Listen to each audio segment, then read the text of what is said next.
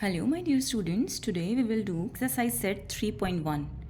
Question number 1 is the merchant in the port city of Lothal is exchanging bags of spices for copper ingots. He receives 15 ingots for every 2 bags of spices.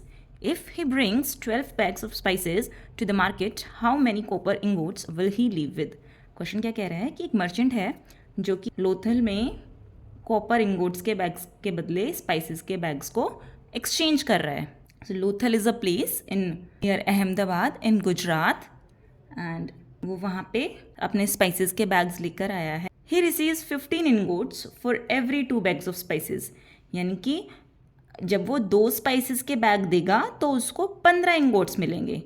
अगर वो total 12 bag of spices लेकर आया है market में तो उसको total कितने ingots मिलेंगे. इस क्वेश्चन को करने के लिए हमारे पास 2 मेथड होते हैं. First is ratio method and second one is unitary method. चलो पहले रेशियो मेथड सीखते हैं. इसके का रेशियो निकालेंगे तो 2 बैग ऑफ स्पाइसेस के बदले उसको 15 कॉपर इंगोट्स मिल रहे हैं. अब टोटल उसके पास कितने हैं, 12 बैग्स हैं. तो 12 को अगर हम 2 से डिवाइड करते हैं तो हमारा आंसर आता है 6.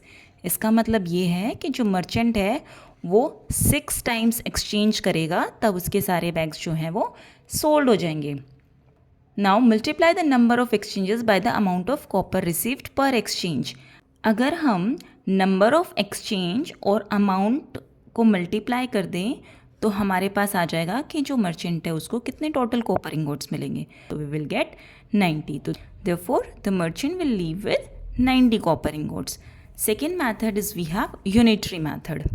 Unitary method में हम पहले 1 की वैल्यू निकालते हैं और फिर जितना हमें टोटल चाहिए होता है उससे मल्टीप्लाई कर देते हैं. यूनिटरी मेथड में हम क्या करेंगे, 2 बैग्स की वैल्यू 15 इंगॉट्स के इक्वल है तो 1 बैग की वैल्यू कितने के इक्वल हो जाएगी, ये इधर आके डिवाइड हो जाता है. सो 1 बैग की value equals to 15/2 ingots. So 12 bags की वैल्यू किसके इक्वल हो जाएगी, 15/2 को हम अगर 12 से मल्टीप्लाई कर दें तो हमारा आंसर आ जाएगा 90. कैसे यार, 2 से ये 6 पे कैंसिल हो जाएगा और 15 6 90. सो कैन यू सी, दोनों ही केसेस में जो मर्चेंट है उसके पास 90 इंगॉट्स आते हैं, है ना. आपको जो मेथड इजी लगे आप उस मेथड से क्वेश्चन कर सकते हैं. And don't forget to tell me in the comment section which method you find easier, the ratio method और the unitary method. Question number 2, look at the sequence of numbers on one column of the Ishango bone. The numbers are 11, 13, 17 and 19. What do these numbers have in common? List the next 3 numbers that fit this pattern. ये जो numbers हैं, can you see? These are prime numbers. So prime numbers क्या होते हैं, जिनके सिर्फ 2 factors होते हैं, the number itself and 1. So these are all our prime numbers.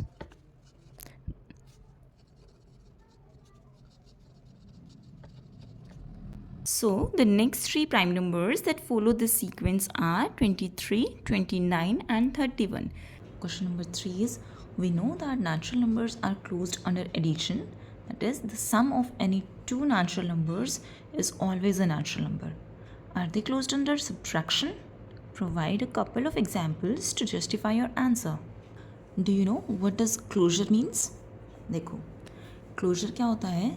सबसे पहले नेचुरल नंबर्स क्या होते हैं, वो नंबर्स जो काउंटिंग नंबर्स होते हैं, जो 1 से स्टार्ट होते हैं, 1 2 3 4 अप टू इन्फिनाइट चलते रहते हैं. नेचुरल नंबर सब क्लोज्ड होते हैं अंडर एडिशन. इसका मतलब क्या है कि अगर हम कोई भी 2 नेचुरल नंबर्स लें, सपोज हमने लिया 1 एंड 2, कोई भी ले सकते हैं हम.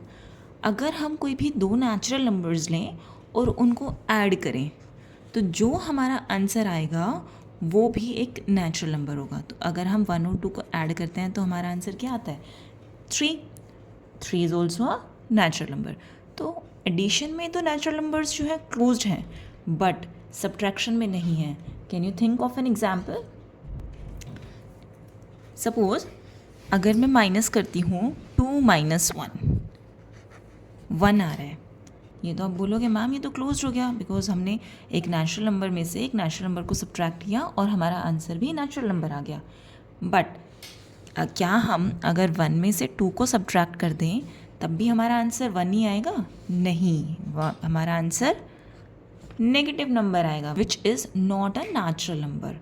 तो सब्ट्रैक्शन में जो है हमारे natural numbers closed नहीं होते. Therefore, we can say that no, natural numbers are not closed under subtraction. For example, 4 minus 10 we will get minus 6. 3 minus 3 we get 0.